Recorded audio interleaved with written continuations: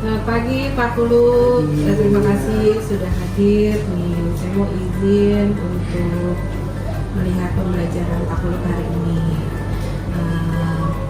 yang sudah kita sampaikan kemarin ya Pak ya. Oke, ini apa nih Pak tujuan pembelajaran hari ini, mau ngapain?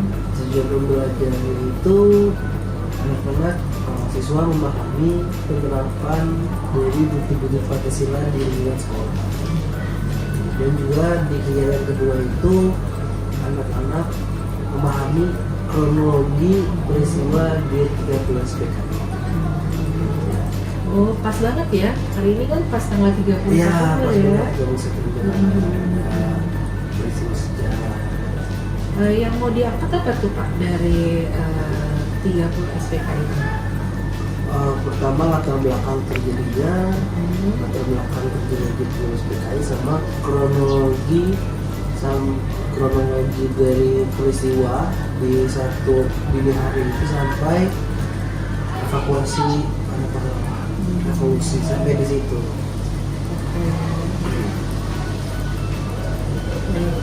Terus untuk yang memahami penerapan Bida Pancasila tadi, area mana yang Bapak ingin capai untuk anak-anak? Anak-anak cukup memahami ini sih, memahami nanti penerapannya itu ya seiring mereka aktivitas di sekolah seperti itu. Jadi memahami dulu, nanti perlahan mereka setelah memahami akan bisa menerapkan di kehidupan sehari-hari. Oke, jadi bisa dikatakan kayak learning by doing juga. Ya, Oh, oke.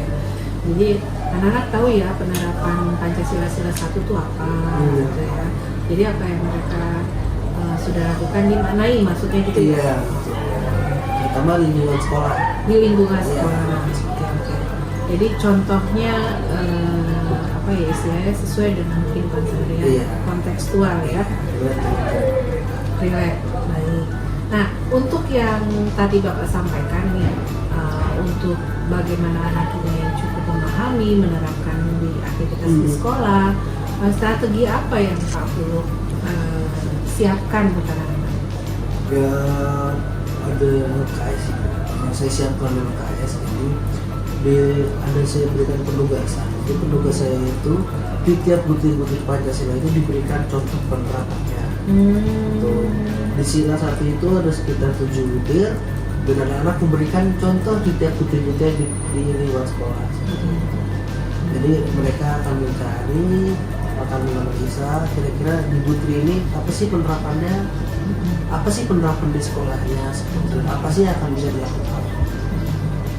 Kan kalau kita mengajar tentunya ada anak yang seperti Pak paham maksudnya Pak Kuluk dengan tadi ini termasuk butir ini termasuk Pancasila Sila berapa gitu ya. Nah, apa strategi Pak Kuluk ketika ada anak yang memang dia kurang paham masuknya ke butir berapa ya di Pancasila? Itu gimana kita strateginya? Ya, strategi saya itu alhamdulillah di kelas kita tadi ya Bu, banyak anak-anak yang belum paham itu langsung, Pak saya mau tanya. Itu saya samperin anak tersebut, saya dengerin, baru saya penjelasan lagi. Penjelasan itu pendekatan pribadi, person to person seperti itu. Jadi jika ada yang kurang paham, saya silakan bertanya, saya jelaskannya itu secara person to person. Jadinya intinya didampingin gitu Ya, didampingin. Oke, Pak Kuluk, ini kan tadi saya akan melihat nih ya, jadi tadi udah disiapkan strategi yang baik. Nah, indikator pencapaiannya apa Pak ketika anak-anak ini dikatakan sudah cukup memahami dan sudah menerapkan Pancasila di aktivitas sehari-hari? Apa indikator yang digariskan oleh Pak Kuluk? Untuk indikator itu anak-anak selesai mengerjakan lembar kerja siswanya. Seperti yang saya awal bilang kan, jadi anak-anak cukup memahami pengaplikasiannya itu seiring dengan mereka aktivitas di sekolah. Jadi indikator pencapaiannya itu anak-anak mengerjakan UKS dengan nilai yang sudah ditentukan. artinya ketika anak itu sudah mengerjakan LKS, anak ini sudah dikatakan dia memahami. Ya, betul. Walaupun jawabannya Bapak analisis dulu nggak? Ya, saya koreksi dulu, saya analisis, saya berikan soal timbal baliknya, dan di pertemuan selanjutnya akan dibahas lagi. Inilah yang lebih tepat, ini yang lebih tepat seperti itu.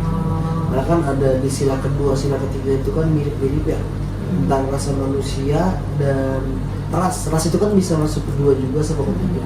Ras kalau udah berlebihan bisa masuk ke perpecahan. Jadi nanti akan ada arahan juga dari saya untuk penjelasan dari apa yang anak-anak telah kerjakan. Artinya anak paham ya yang diinginkan, targetnya apa, kemudian melakukan apa, itu ditesnya melalui LKPD ini. Iya. Oke, baik Pak Iksan, terima kasih banyak. Gak sabar saya menunggu belajarnya Mas Iksan. Terima kasih. Iya, Ibu. Butir-butir Pancasila. Kalau kemarin itu masih ingat di Zoom saya ngejelasin apa tentang butir-butir Pancasila?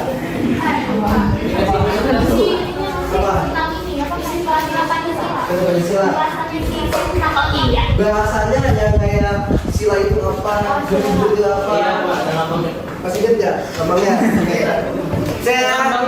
Saya ingetin lagi ya, Pak. Saya berikan contohnya kemarin ya. Kan Pancasila itu sebagai pedoman hidup ya. Pancasila itu Al-Qur'annya di dalam Indonesia dalam pedoman bernegara. Pancasila itu Al-Qur'annya. Sila itu surat-suratnya. Sila itu seperti surat-suratnya. Dan butir-butir Pancasila itu seperti ayat-ayatnya. Jadi di sini kita akan mau cari tahu apa sih yang harus kita lakuin dalam sila-sila Pancasila. Apa sih yang harus kita lakuin? Ternyata Pancasila itu nggak serumit yang kalian kira. Nah, ternyata Pancasila itu sederhana banget. Contohnya apa? Mas, siapa yang garuk-garuk namanya? Siapa namanya?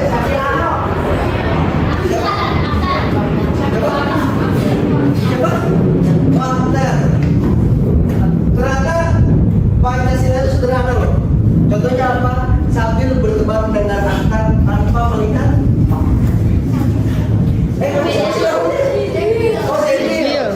Sebil berteman dengan akar tanpa melihat.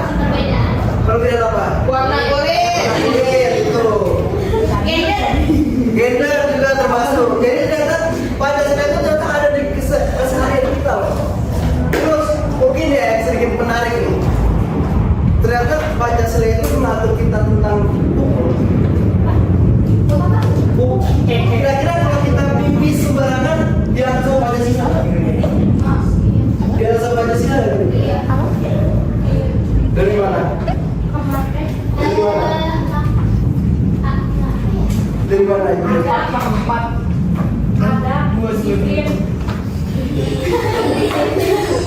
Ada disiplin, terus apa lagi? Etika. Terus yang itu apa lagi? Apa lagi?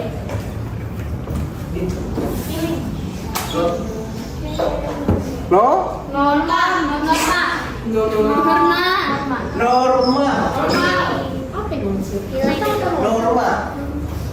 Tahu norma apa norma? Udah belajar kan dari sini norma? Udah belajar kan dari sini norma? Udah belajar kan? Oke. Saya mau kasih pertanyaan yang nanti dijawabnya tahun depan. Ayo. Saya mau kasih pertanyaan yang nanti jawabannya tahun depan. Iya, Mas Apa. Nanti kita akan breakdown lebih jelas tentang norma dan bener nggak sih Pancasila itu mengatur kita tipis? Nanti jawaban di tahun depan. Oke? Oke. Nah, sekarang saya mau buat kelompok 5 kelompok. Ini berapa orang anaknya? 25.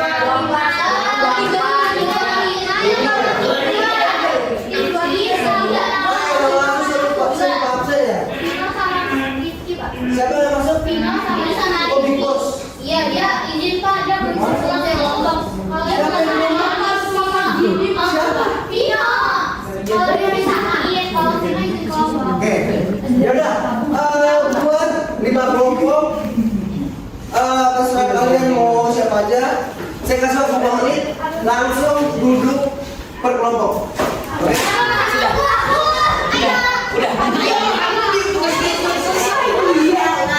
Aku ikutin. Aku juga mau.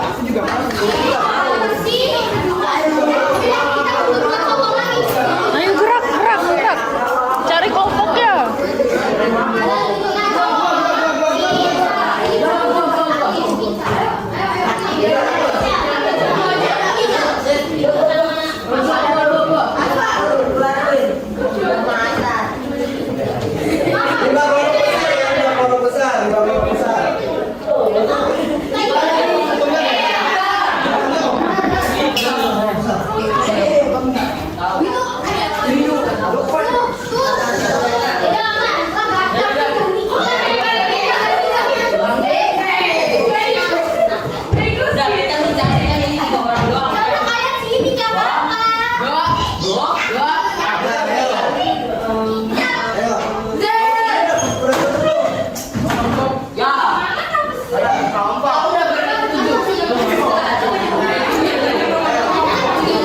Ada yang 6, ada yang 7 kelompoknya.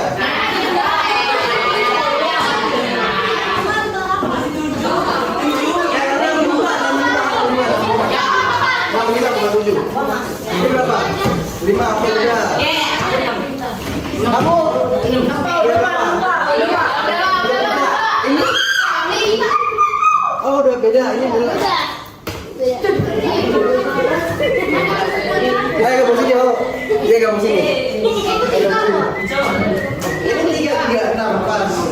Ya, kamu sini ya. Ayo.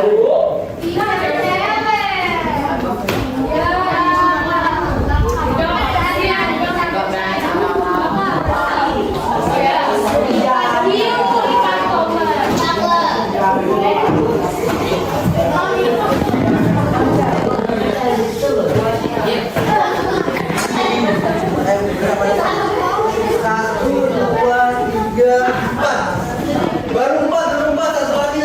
Kamu jangan ini coba. Ini baru 4.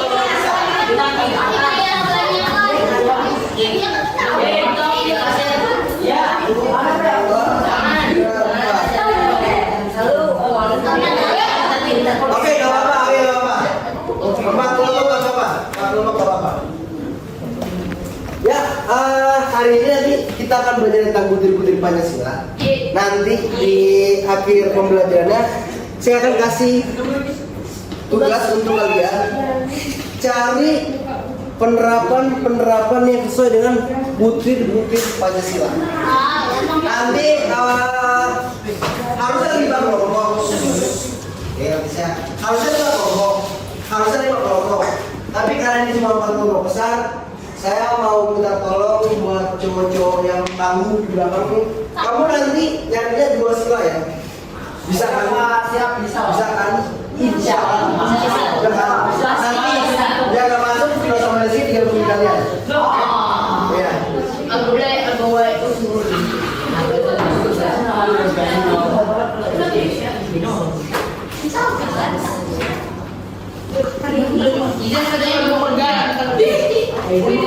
Iya ampun, ambil kursi doang.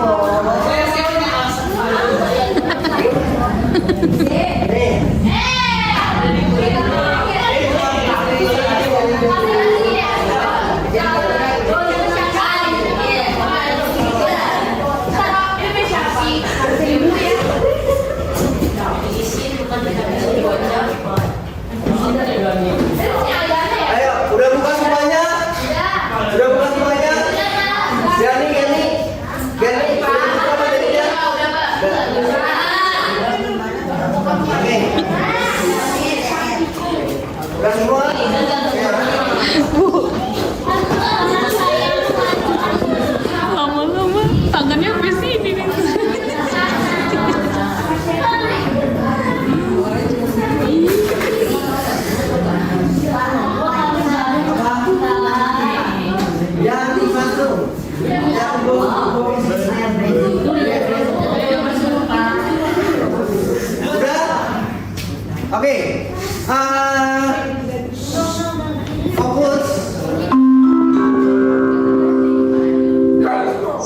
Saatnya jam keempat lingkungan.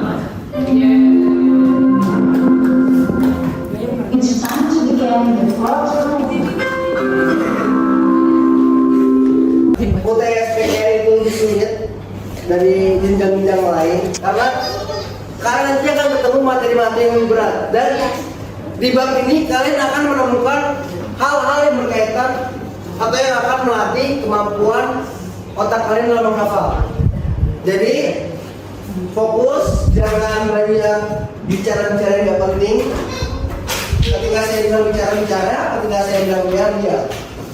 Oke, saya akan lanjut bahas ke butir-butir Pancasila. Nanti di tiap silanya akan saya jelaskan 2 poinnya aja. Sisanya nanti tugas buat kalian mencari. Dan nanti kira-kira kalian ada yang sadar nggak?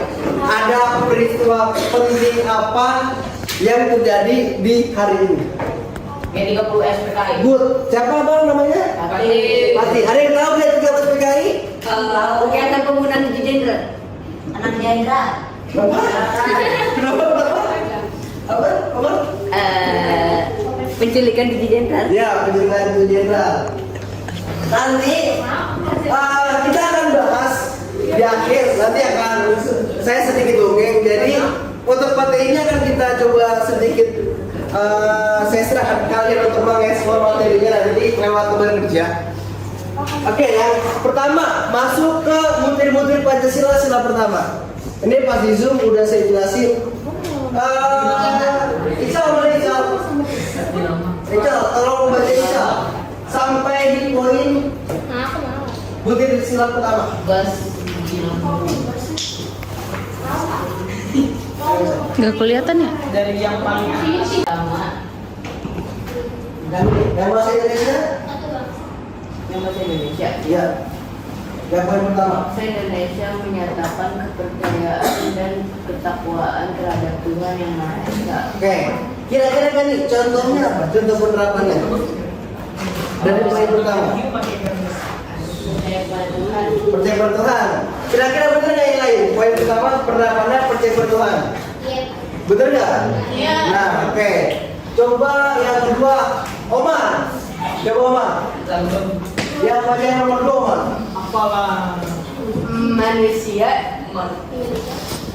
Manusia Indonesia percaya dan takwa terhadap Tuhan Yang Maha Esa. Ya hilang.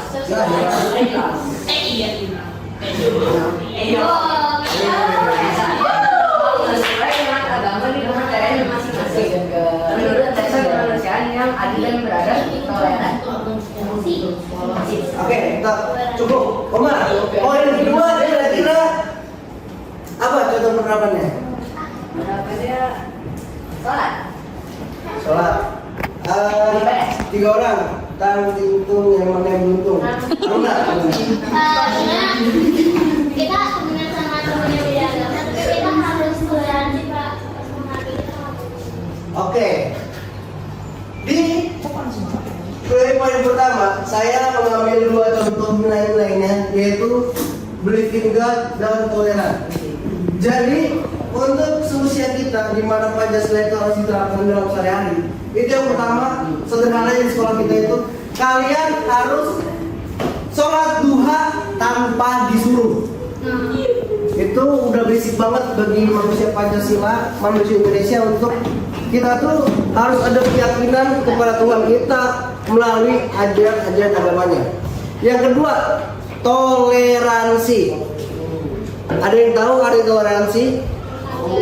Pak, Agama yang ya, saling menghargai antar perbedaan. Contohnya apa sih? Ada yang tahu contohnya? perbedaan agama. Ya, contohnya dalam bahasa sehari-hari. Apa? Yang sedang beribadah. Ya, menghargai teman yang sedang beribadah. Oke.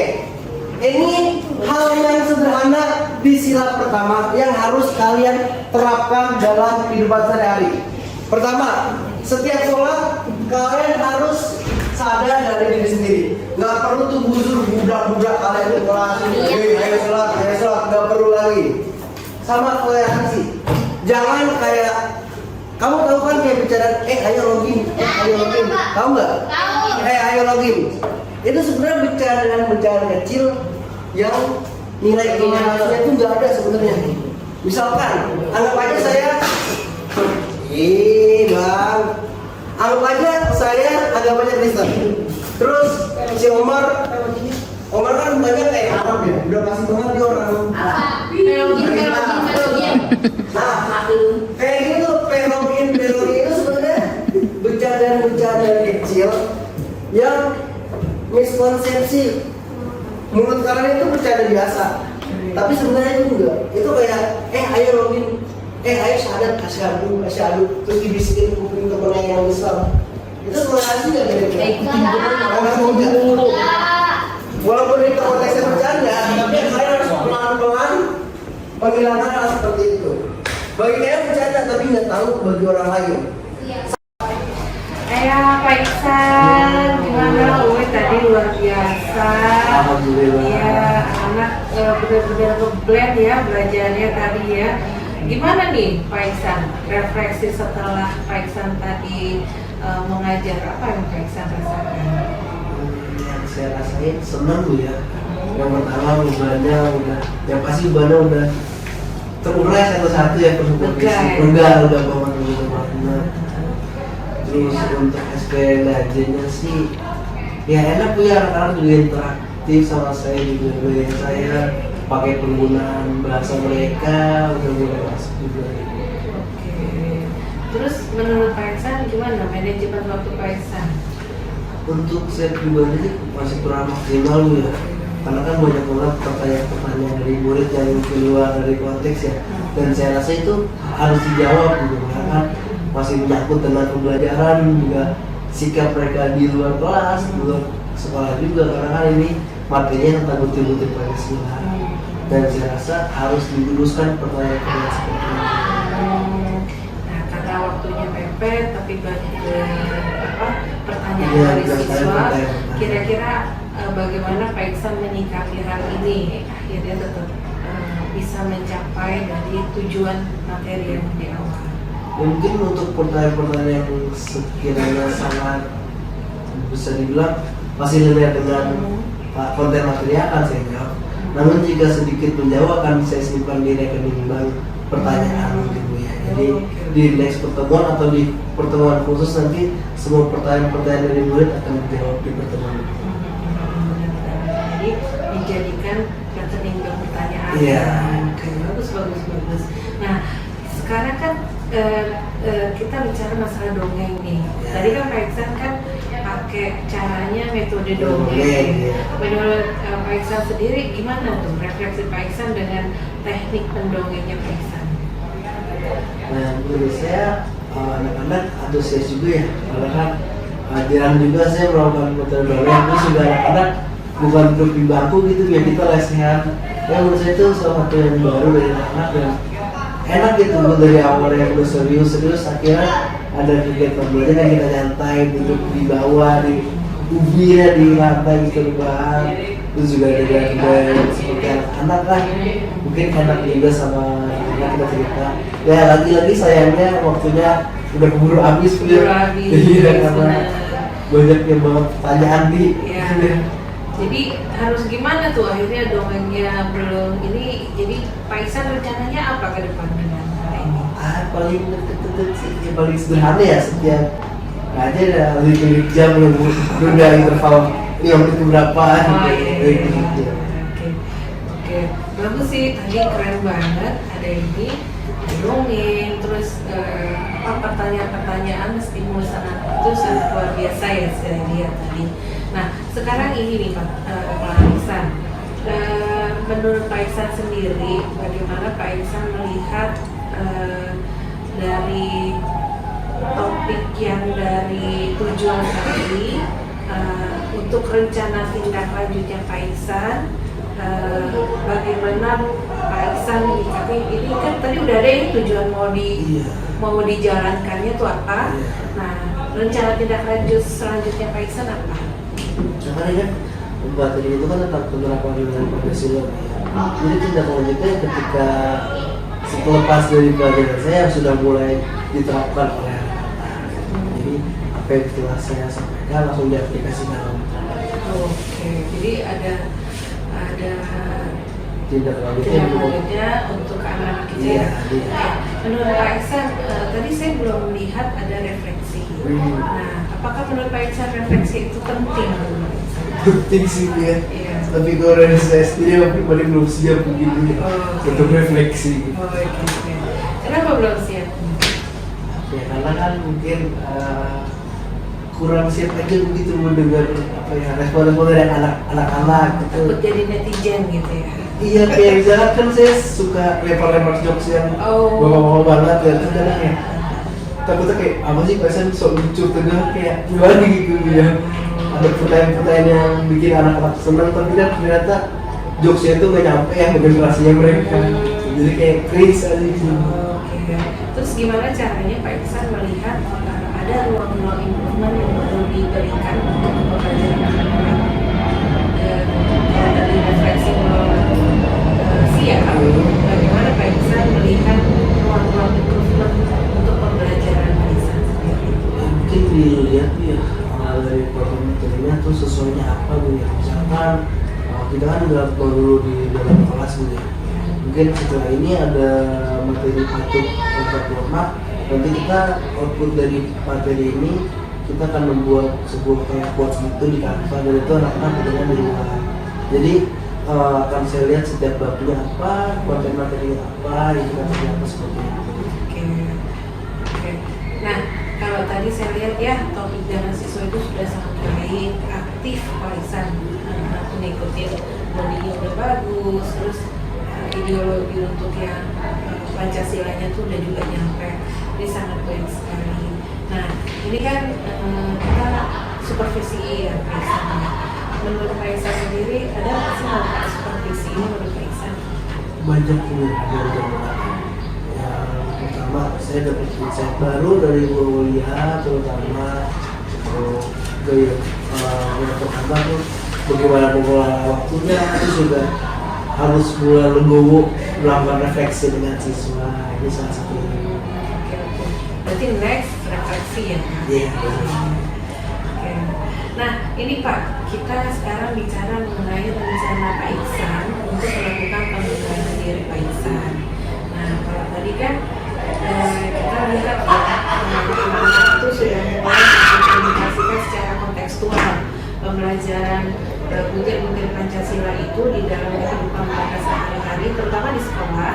Nah, untuk Pak Iksan sendiri melihat keberhasilan anak-anak itu sudah melakukan implementasi itu sesuai atau tidak, dengan keberhasilannya apa?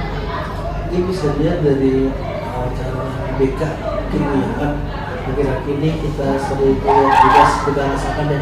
Ya sekarang anak yang melakukan bulian, terus juga tertib dalam berpakaian. Kan kita lihat dari hari sekarang mungkin dari hari Senin sampai ke Rabu ada pelanggaran atau tidak, terus dari Rabu dan Jumat ada pelanggaran atau tidak, seperti itu. Boleh jadi ada laporan ke BK. Ada pelanggaran yang terjadi. Jadi ditarik dari situ ya. Iya. Akhirnya diingatkannya dari situ. Iya. Ya. Oh, oke. Nah, aktivitasnya apa lagi nih Pak? Selain tadi kan sempat di awal ya Pak Iksan menyampaikan pengembangan diri Pak Iksan itu. Nah, apa lagi nih Pak aktivitas pengembangan yang mau dilakukan oleh Pak Iksan ke depannya? Ya mungkin akan sedikit melibatkan teknologi dalam pembelajaran. Karena dari 2 bab pertama itu kan kasih ajaran berupa PowerPoint. Mungkin kedepannya kita bisa lakukan buat video, karena di kelas 9 sudah saya terapkan itu untuk melakukan pengalamannya. Di kelas 7 belum sama sekali menggunakan video, melibatkan teknologi. Oke. Jadi tujuan menggunakan teknologi ini biar apa? Dia menyiapkan anak-anaknya sendiri untuk siap menghadapi Era ketidakpastian. Nah, ukuran keberhasilannya apa Pak? Kalau dengan teknologi ini melihat anak itu berhasil atau tidak itu dari mana? Yang pertama mereka mampu isi dari apa ya, bisa bilang videonya harus seperti apa, terus esensi dari videonya apa seperti itu. Terus juga mungkin bisa menggunakan narasi yang sesuai dengan videonya seperti itu. Oke. Jadi Bapak sebagai observer dan juga sebagai fasilitator juga buat anak-anak itu ya maksudnya ya. Oke. Apa yang bisa didukung nih Pak dari kami di sekolah? Bapak minta dukungannya apa aja nih kira-kira? Ya, mungkin untuk menggunakan seperti yang tadi saya bilang ya, untuk juga ke depan terus mungkin saya menggunakan kanvas untuk anak-anak seperti itu. Terus juga mungkin ada dukungan juga untuk di PJBL mungkin ya, karena nanti ada materi tentang Sumpah Pemuda juga kan, nanti kan ada 28 Oktober Kapril Sumpah Pemuda, dan sesuai juga di pas ya ada momentum sejarah, dan bentar ini ada bisa kita budayakan anak-anak, mungkin ada teater, drama seperti itu, kalimat-kalimat di depan. Sebagai buat tadi ya, butir-butir Pancasila. Iya. Itu ya berarti. Iya. Oh, oke. Ini rencana kapan Pak untuk yang penerapan butir Pancasila, terus pakai video, ini rencananya kapan? Nah, itu rencana tuh pas di hari H untuk ini. Iya. Terus sebenarnya kebutuhan saya sih bicaranya yang dilihat itu dari nilai pemuda aja, pemuda yang bergerak berkarya. Biasa menggerakkan anak-anak. Iya. Karya apa ya Pak yang kira-kira mau diberikan oleh yang diharapkan Pak Puluh? Dari segi seni mungkin ya, seni kayak drama, itu juga mungkin anak-anak sekarang suka main musik, mungkin bisa kita salurkan. Oke, Pak Ihsan, saya rasa ini ini kita pertanyaan dari Pak Ihsan. Untuk yang pasalnya.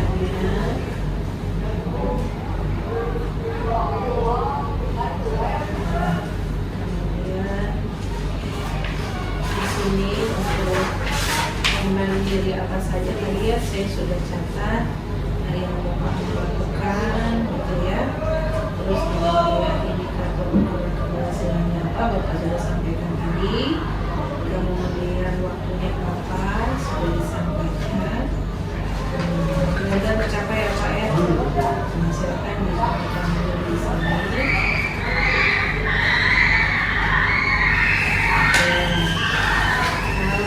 Terima kasih Pak Ihsan. Mudah-mudahan semuanya sesuai dengan schedule dan bisa senang lagi belajar. Terima kasih Pak Ihsan. Iya, Assalamualaikum warahmatullahi wabarakatuh.